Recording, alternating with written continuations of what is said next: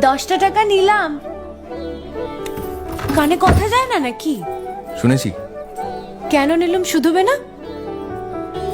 শুধিয়েছি কখনো? আমি যদি 10টা টাকা উড়িয়ে দিই? দেবে?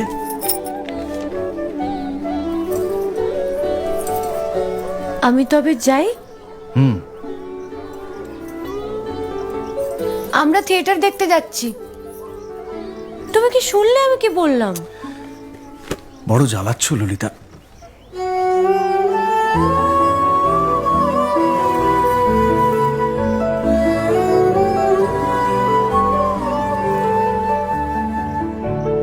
কি হয়েছে?